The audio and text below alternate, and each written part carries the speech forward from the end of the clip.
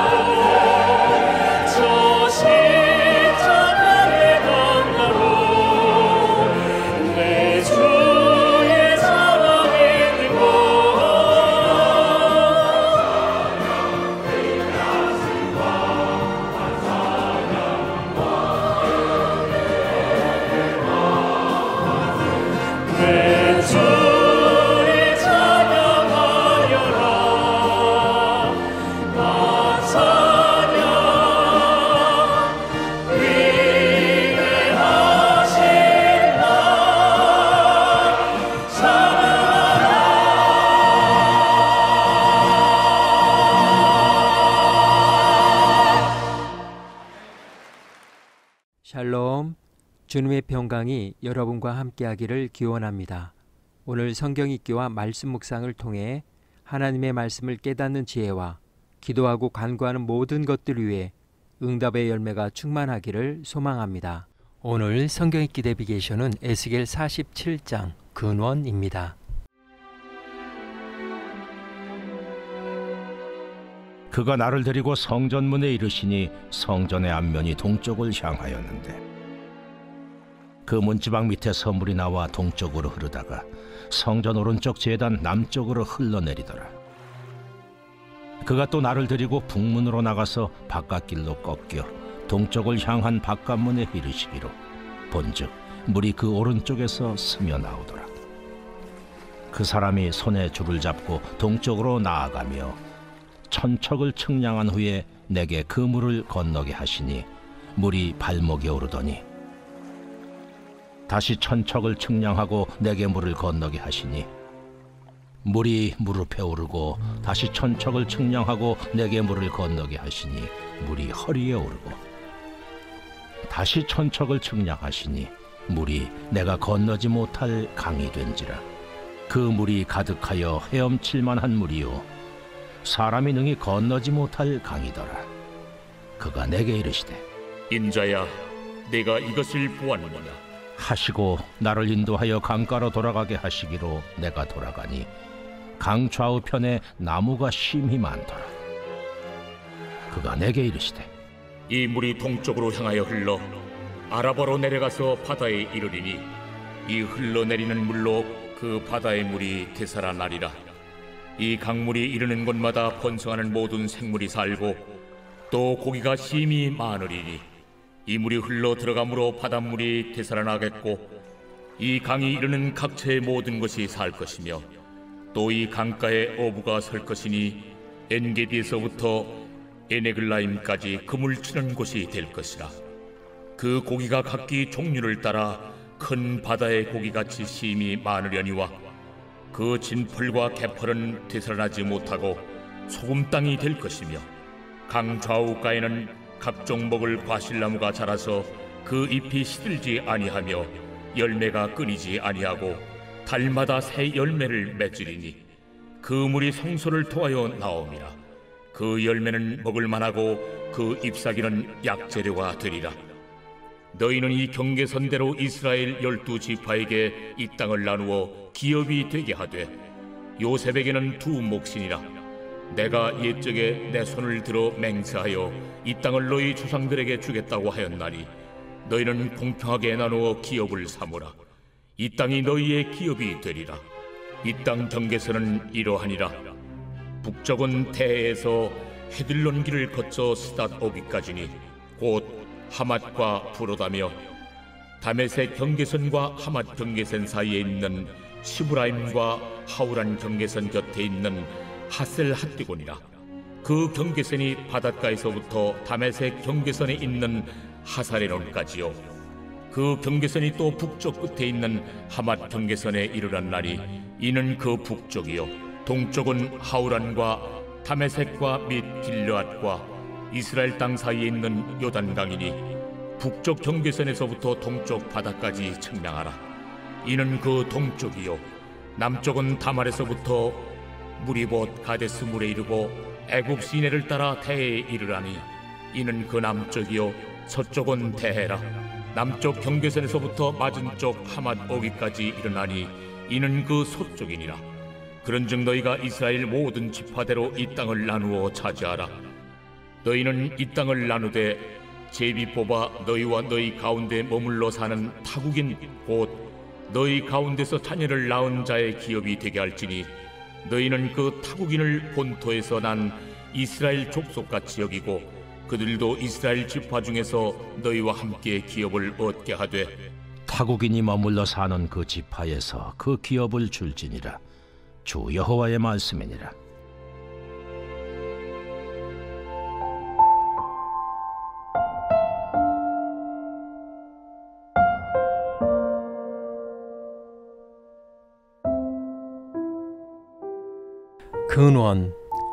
근원은 어떤 사물이나 현상이 처음 생겨난 자리, 곧 출발점이자 기초를 의미합니다. 한자어로는 뿌리 근과 샘원으로 문자 그대로는 물이 솟아나는 샘의 뿌리를 뜻합니다. 더 넓게는 모든 흐름의 시발점이자 방향과 생명을 결정짓는 본질적 시작을 의미합니다. 인문학은 인간 존재의 의미를 묻는 학문이며 그 여정은 늘 나는 어디서 왔는가 라는 질문에서 시작됩니다. 인간은 언제나 돌아갈 곳, 시작의 자리, 자신을 설명해 줄 뿌리를 찾고자 합니다. 그래서 근원은 단지 과거의 출발점이 아니라 존재와 정체성의 원형입니다. 철학에서도 근원은 단순한 기원이 아니라 존재를 가능하게 하는 초월적 기초로 이해됩니다. 플라톤은 이데아의 세계를 진리의 근원이라고 보았고 아리스토텔레스는 만물의 운동을 시작하게 한 정지하지 않는 첫 원인을 말했습니다. 동양 철학의 도 역시 만물의 질서이자 흐름의 시작입니다. 사회학과 인류학은 근원을 통해 한 공동체의 정체성과 질서를 설명합니다. 민족의 기원, 언어의 기원, 종교의 기원과 같은 서사는 사람들에게 소속감과 방향 감각을 제공합니다. 문화는 기억된 근원 위에 세워지고 그 근원이 흔들릴 때 사회도 방향을 잃게 됩니다. 결국 근원은 인간과 공동체, 문화와 사유가 함께 의지하는 가장 깊은 시작의 자리입니다. 성경은 모든 생명의 근원을 하나님께 두고 있습니다. 주께서 생명의 근원이시라 하고 고백하며 진리, 구원, 회복, 지혜, 모든 은혜의 시작은 하나님으로부터 흘러나옵니다. 에스겔 47장의 강물도 마찬가지입니다. 그물은 성전 문지방 아래 곧 하나님의 임재가 있는 자리에서 시작되어 점점 깊어지고 죽은 바다까지 생명을 살리는 회복의 강이 됩니다. 하나님의 임재가 흐르기 시작할 때 죽은 땅이 살아나고 말라버린 심령이 소생됩니다. 그러므로 참된 회복을 원한다면 우리는 언제나 근원으로 곧 하나님께로 돌아가야 합니다. 오늘 에스겔 47장의 주제어는 근원입니다. 에스겔이 본 강물은 거대한 강역이나 바위 틈이 아닌 성전 문지방 아래 곧 하나님의 임재가 머무는 자리에서부터 시작됩니다. 처음엔 발목까지, 이내 무릎과 허리를 지나 마침내는 사람이 건널 수 없을 만큼 깊어진 물. 그 강물은 광야를 지나고 사해와 같은 죽음의 바다에 이르러 온 땅을 되살리는 생명의 강이 됩니다. 이 장면은 단순한 환상이 아닙니다. 하나님의 임재가 회복의 흐름이 되어 점점 확정되어 간다는 영적 메시지입니다. 우리도 종종 삶의 바깥에서 변화를 찾고 무너진 현실의 해답을 외부에서 구하려 합니다. 하지만 진짜 회복은 외부의 조건이 아니라 중심의 근원에서부터 시작됩니다. 하나님이 계신 자리, 그 임재의 문지방에서부터 생명이 다시 흐르기 시작합니다. 오늘 우리의 강물은 어디서부터 시작되고 있습니까? 내 믿음의 근원, 사명의 근원, 사랑과 소망의 시작은 어디에 있는가요? 겉이 아니라 중심에서, 바깥이 아니라 하나님으로부터 다시 흘러야 합니다. 근원으로 돌아갈 때 회복은 시작됩니다. 오늘 구약성경의 기대비게이션 하루 성경은 에스겔 47장 근원이었습니다. 이 시간 기도의 자리로 나아갑니다. 회복은 외적인 조건에서 시작되지 않습니다. 진정한 회복은 하나님의 임재로부터 시작됩니다. 성전 문지방에서 흘러나온 생명의 강물처럼 우리의 삶도 하나님이 계신 자리에서부터 다시 흘러야 합니다. 이제 생명의 근원이신 주님 앞에 나아갑시다. 말씀의 교훈을 가슴에 새기며 기도의 강가로 나아갑니다.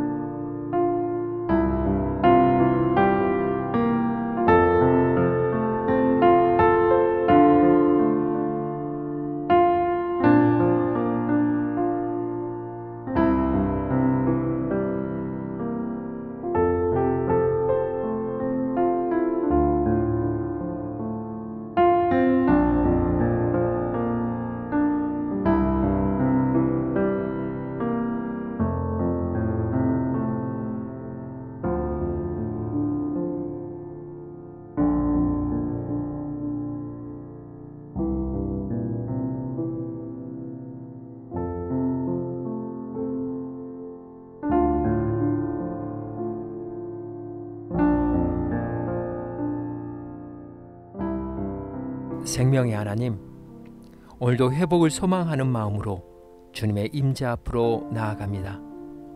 겉이 아닌 중심에서, 사람이 아닌 하나님으로부터 다시 시작하게 하옵소서. 성전 문지방에서 흘러나온 강물처럼 제 삶에도 주님의 생명이 흘러 죽은 자리마다 다시 살아나게 하옵소서. 오늘은 이렇게 고백하며 나아갑니다. 시작부터 하나님이셔야 합니다. 예수님의 이름으로 기도합니다. 아멘. 이제 음악이 마칠 때까지 자유롭게 기도합니다. 하나님께서 우리의 기도에 귀 기울여 주십니다.